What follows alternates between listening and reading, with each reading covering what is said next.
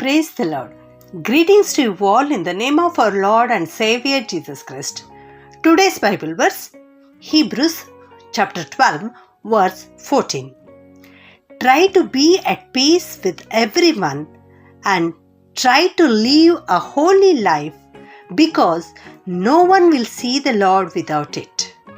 ಇಬ್ರಿಯರಿಗೆ ಬರೆದ ಪತ್ರಿಕೆ 12ನೇ ಅಧ್ಯಾಯ 14ನೇ ವಚನ.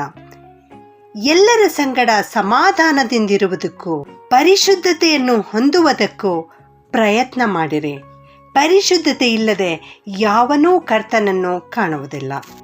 ಇವತ್ತು ದೇವರ ವಾಕ್ಯ ನಮಗೆ ತಿಳಿಸುತ್ತಾ ಇದೆ, ಎಲ್ಲರ ಸಂಗಡ ಸಮಾಧಾನದಿಂದಿರುವುದಕ್ಕೆ ಪ್ರಯತ್ನ ಮಾಡಿರಿ ಎಂಬುದಾಗಿ. ಮತ್ತೆ ಪರಿಶುದ್ಧತೆಯನ್ನು ಹೊಂದಿಕೊಳ್ಳುವುದಕ್ಕೆ ಪ್ರಯತ್ನ ಮಾಡಿರಿ ಎಂಬುದಾಗಿ ದೇವರ ವಾಕ್ಯ ನಮಗೆ ತಿಳಿಸುತ್ತಾ ಇದೆ ಪ್ರಿಯರೇ. ಹೌದು, ಯಾರ ಜೊತೆಗೂ ಕೂಡ ನಾವು ಜಗಳವಾಡಬಾರದು, ಯಾರ ಮೇಲೆಯೂ ಕೂಡ ನಾವು ಸಿಟ್ಟು ಮಾಡಬಾರದು. ಎಲ್ಲರೊಟ್ಟಿಗೆ ಶಾಂತಿಯಿಂದ ಸಮಾಧಾನದಿಂದ ಜೀವಿಸಬೇಕು.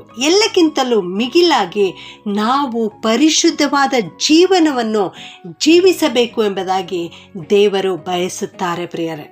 ಯಾಕೆಂದರೆ ಪರಿಶುದ್ಧತೆ ನಮ್ಮಲ್ಲಿ ಇಲ್ಲವಾದರೆ ನಾವು ಕರ್ತನನ್ನು ಕಾಣಲಿಕ್ಕೆ ಸಾಧ್ಯವಿಲ್ಲ. ನಮ್ಮಲ್ಲಿ ಪರಿಶುದ್ಧತೆ ಇಲ್ಲ ಅಂದರೆ ನಾವು ಈ ಲೋಕದಲ್ಲಿ ಜಯದ ಜೀವಿತವನ್ನು ಜೀವಿಸಲಿಕ್ಕೆ ಸಾಧ್ಯವಿಲ್ಲ.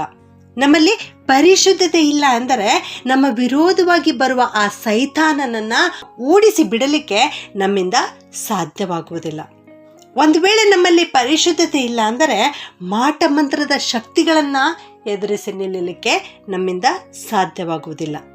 ಇದೆಲ್ಲಕ್ಕಿಂತಲೂ ಹೆಚ್ಚಾಗಿ ನಮ್ಮ ಹತ್ತಿರ ಪರಿಶುದ್ಧತೆ ಇಲ್ಲ ಅಂದರೆ ನಾವು ಕರ್ತನನ್ನು ಕಾಣಲಿಕ್ಕೆ ಸಾಧ್ಯವಿಲ್ಲ. ಮತ್ತು ಪರಿಶುದ್ಧತೆ ಇಲ್ಲದೆ ಹೋದರೆ ನಮ್ಮ ಪ್ರಾರ್ಥನಾ ಜೀವಿತವೂ ಕೂಡ ಮುಂದುವರಿಯೋದಿಲ್ಲ ಪ್ರಿಯರೇ.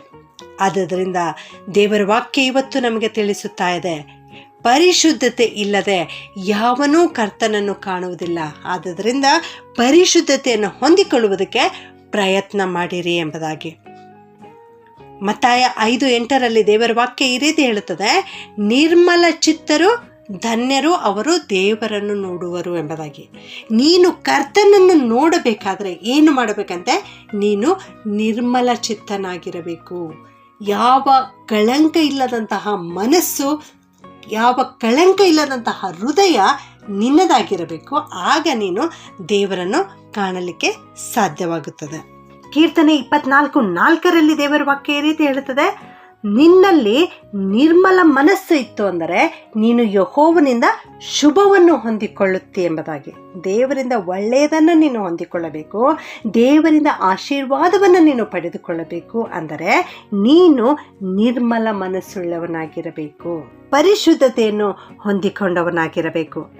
1 ಯೋಹಾನ 3:3 ವಚನ ಈ ರೀತಿ ಹೇಳುತ್ತದೆ, ನೀನು ಕ್ರಿಸ್ತನನ್ನು ನೋಡಬೇಕು ಎನ್ನುವ ನಿರೀಕ್ಷೆ ನೀನು ಇಟ್ಟುಕೊಳ್ಳುವುದಾದರೆ ನೀನು ಶುದ್ಧನಾಗಿರಬೇಕು ಎಂಬುದಾಗಿ. ಹೌದು, ಪರಿಶುದ್ಧತೆ ಇಲ್ಲದೆ ಯಾರೂ ಕರ್ತನನ್ನು ಕಾಣಲಿಕ್ಕೆ ಸಾಧ್ಯವಿಲ್ಲ. ನಮ್ಮ ಶರೀರವನ್ನು ಶುದ್ಧವಾಗಿಟ್ಟುಕೊಳ್ಳಲಿಕ್ಕೆ ಅನೇಕ ದಾರಿಗಳನ್ನು ನಾವು ಹಿಡಿಯುತ್ತೇವೆ. ಒಳ್ಳೆ ಒಳ್ಳೆ ಸೋಪುಗಳನ್ನು ಬಳಸಿ ನಮ್ಮ ದೇಹವನ್ನು ಶುಚಿಯಾಗಿ ಮಾಡಿಕೊಳ್ಳುತ್ತೇವೆ. ಒಳ್ಳೆ ಶಾಂಪು ಬಳಸಿ ನಮ್ಮ ಕೂದಲನ್ನು ಶುದ್ಧವಾಗಿಟ್ಟುಕೊಳ್ಳುತ್ತೇವೆ. ಒಳ್ಳೆ ಪೇಸ್ಟ್ ಬಳಸಿ ನಮ್ಮ ಹಲ್ಲುಗಳನ್ನು ಶುದ್ಧವಾಗಿಟ್ಟುಕೊಳ್ಳುತ್ತೇವೆ. ಹೀಗೆ ನಮ್ಮ ದೇಹವನ್ನು ಶುದ್ಧವಾಗಿಟ್ಟುಕೊಳ್ಳಲಿಕ್ಕೆ ಒಳ್ಳೆ ಒಳ್ಳೆ ಪ್ರಾಡಕ್ಟ್ಗಳನ್ನು ಬಳಸಿ ನಾವು ಶುದ್ಧರಾಗಿರಲಿಕ್ಕೆ ಪ್ರಯತ್ನ ಮಾಡುತ್ತೇವೆ.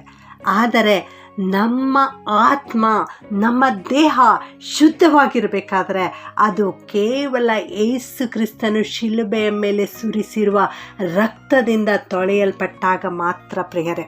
ನಮಗಾಗಿ ಕ್ರಿಸ್ತನು ತನ್ನ ಪರಿಶುದ್ಧ ರಕ್ತವನ್ನು ಸುರಿಸಿದ್ದಾನೆ. ನೀನು ಇನ್ನು ಮುಂದೆ ಪಾಪ ಮಾಡದಂತೆ, ಯಾವ ಒಂದು ಚಿಕ್ಕ ಪಾಪ ಮಾಡಿದಾಗ್ಯೂ ಕೂಡ ಕ್ರಿಸ್ತನ ಶಿಲುಬೆಯ ಬಳಿಗೆ ಓಡಿ ಬಂದು ಪಶ್ಚಾತ್ತಾಪದ ಹೃದಯದಿಂದ ಒಪ್ಪಿಕೊಂಡು ಅದನ್ನು ಬಿಟ್ಟು ಬಿಡು. ಇನ್ನು ಮುಂದೆ ಅಂಥ ತಪ್ಪು ಮಾಡುವುದಿಲ್ಲ ಎಂಬುದಾಗಿ ತೀರ್ಮಾನ ಮಾಡು. ಆಗ ದೇವರು ತನ್ನ ಪರಿಶುದ್ಧ ರಕ್ತದಿಂದ ನಿನ್ನನ್ನು ತೊಳೆದು ನಿನ್ನನ್ನು ಶುದ್ಧಿಗೊಳಿಸುತ್ತಾರೆ. ಕೀರ್ತನೆ 119 ವಚನ ಈ ರೀತಿ ಹೇಳುತ್ತದೆ, ಯೆಹೋವನ ಧರ್ಮಶಾಸ್ತ್ರವನ್ನು ಅನುಸರಿಸಿ ಸದಾಚಾರಿಗಳಾಗಿ ನಡೆಯುವವರು ಧನ್ಯರು ಎಂಬುದಾಗಿ. ಹೌದು, ಈ ಲೋಕದಲ್ಲಿ ನಾವು ಪರಿಶುದ್ಧವಾದ ಜೀವನವನ್ನು ನಡೆಸುವುದಕ್ಕೆ ಕರ್ತನು ಇಲ್ಲಿ ಒಂದು ದಾರಿಯನ್ನು ತೋರಿಸಿಕೊಟ್ಟಿದ್ದಾರೆ. ಅದ್ಯಾವುದಂದರೆ ಸತ್ಯವೇದವನ್ನು ಓದಬೇಕು ಮತ್ತು ಅದನ್ನು ಅನುಸರಿಸಿ ನಡೆಯಬೇಕು, ಸದಾಚಾರಿಗಳಾಗಬೇಕು, ಒಳ್ಳೆಯ ಆಚಾರ ವಿಚಾರಗಳನ್ನು ಹೊಂದಿಕೊಂಡವರಾಗಿರಬೇಕು. ಆಗ ನಾವು ಧನ್ಯರಾಗುತ್ತೇವೆ, ಆಶೀರ್ವದಿಸಲ್ಪಡ್ತೇವೆ ಎನ್ನುವಂಥ ಮಾತನ್ನು ಇಲ್ಲಿ ದೇವರ ವಾಕ್ಯ ನಮಗೆ ತಿಳಿಸುತ್ತಾ ಇದೆ. ಪ್ರಿಯರೇ, ಕೀರ್ತನೆ 119:9 ಈ ರೀತಿ ಹೇಳುತ್ತದೆ, ಯೌವನಸ್ಥನು ತನ್ನ ನಡತೆಯನ್ನು ಶುದ್ಧಿಪಡಿಸಿಕೊಳ್ಳುವುದು ಯಾವುದರಿಂದ? ಅದು ಕರ್ತನ ವಾಕ್ಯವನ್ನು ಗಮನಿಸಿ ನಡೆಯುವುದರಿಂದಲೇ ಎಂಬುದಾಗಿ. ಹೌದು, ನನ್ನ ಪ್ರಿಯ ಯೌವನಸ್ಥ ಮಕ್ಕಳೇ, ನೀವು ಈ ಲೋಕದಲ್ಲಿ ಮಲಿನತೆಯಿಂದ ಕೂಡಿರುವ ಲೋಕದಲ್ಲಿ ಜೀವಿಸುತ್ತಾ ಇರುವಾಗ ನಿಮ್ಮನ್ನು ನೀವು ಪರಿಶುದ್ಧರಾಗಿ ಜೀವಿಸಬೇಕಾಗಿದೆ. ಆದ್ದರಿಂದ ಪರಿಶುದ್ಧರಾಗಿ ಜೀವಿಸಬೇಕಾದರೆ ಸತ್ಯವೇದವನ್ನು ಓದಿರಿ, ಅವುಗಳನ್ನು ಗಮನಿಸಿ ನಡೆಯುವಂಥವರಾಗಿರ್ರಿ. ಅದಕ್ಕೆ ಅನುಸಾರವಾಗಿ ನೀವು ನಡೆಯುವಾಗ ನೀವು ಈ ಲೋಕದಲ್ಲಿ ನಿಮ್ಮ ನಡತೆಯನ್ನು ಶುದ್ಧಿಪಡಿಸಿಕೊಂಡು ಪರಿಶುದ್ಧರಾಗಿ ಜೀವಿಸಲಿಕ್ಕೆ ಸಾಧ್ಯವಾಗುತ್ತದೆ. ಆದ್ದರಿಂದ ನನ್ನ ಪ್ರಿಯ ದೇವಜನರೇ, ಪ್ರತಿದಿನವೂ ಪರಿಶುದ್ಧಾತ್ಮನಿಂದ ನಡೆಸಲ್ಪಡಿರಿ. ನಿಮ್ಮನ್ನು ನೀವು ಕ್ರಿಸ್ತನ ಕೈಗೆ ಒಪ್ಪಿಸಿಕೊಡಿರಿ. ಆತನು ತಾನು ಪರಿಶುದ್ಧನಾಗಿರುವುದು ಮಾತ್ರವಲ್ಲದೆ ನಿನ್ನನ್ನೂ ಕೂಡ ಪರಿಶುದ್ಧಗೊಳಿಸಿ ನಿನ್ನನ್ನು ಸನ್ಮಾರ್ಗದಲ್ಲಿ ನಡೆಸುತ್ತಾರೆ. ಪ್ರಾರ್ಥನೆ ಮಾಡಿಕೊಳ್ಳೋಣ. ಪರಿಶುದ್ಧನಾದ ನಮ್ಮ ಪರಲೋಕದ ತಂದೆಯಾದ ದೇವರೇ, ನಿಮಗೆ ಕೋಟಿ ಕೋಟಿ ವಂದನೆಗಳನ್ನು ಸಲ್ಲಿಸುತ್ತೇವೆ ದೇವ. ನೀವು ನಿಮ್ಮ ವಾಕ್ಯದ ಮೂಲಕವಾಗಿ ನಮಗೆ ಮಾತನಾಡಿದ್ದಕ್ಕಾಗಿ ನಿಮ್ಮನ್ನು ಕೊಂಡಾಡ್ತೇವೆ ಸ್ವಾಮಿ. ಪರಿಶುದ್ಧತೆ ಇಲ್ಲದೆ ಯಾವನೂ ಕರ್ತನನ್ನು ಕಾಣಲಿಕ್ಕೆ ಸಾಧ್ಯವಿಲ್ಲ ಎನ್ನುವಂಥ ಮಾತನ್ನು ಇವತ್ತು ನಮಗೆ ಕಲಿಸಿಕೊಟ್ಟದಕ್ಕಾಗಿ ಸ್ತೋತ್ರ ಸಲ್ಲಿಸುತ್ತೇವೆ ದೇವ. ನಾವೆಲ್ಲರೂ ಸ್ವಾಮಿ ಪರಿಶುದ್ಧತೆಯ ಜೀವನವನ್ನು ಜೀವಿಸಲಿಕ್ಕೆ ಸಹಾಯ ಮಾಡು ಕರ್ತನೆ. ನಿಮ್ಮ ವಾಕ್ಯವನ್ನು ಓದಿ ಗಮನಿಸಿ ಅದಕ್ಕೆ ಅನುಸಾರವಾಗಿ ನಡೆಯಲಿಕ್ಕೆ ನಮಗೆ ಕೃಪೆ ಮಾಡು ಸ್ವಾಮಿ. ನಾವು ಸದಾಚಾರಿಗಳಾಗಿ ಜೀವಿಸಲಿಕ್ಕೆ ಸಹಾಯ ಮಾಡು ಕರ್ತನೆ. ನಿಮ್ಮ ವಾಕ್ಯವನ್ನು ಗಮನಿಸಿ ನಡೆಯುತ್ತಾ ಈ ಲೋಕದಲ್ಲಿ ಜಯದ ಜೀವಿತವನ್ನು ಜೀವಿಸಲಿಕ್ಕೆ ಸಹಾಯ ಮಾಡು ಕರ್ತನೆ.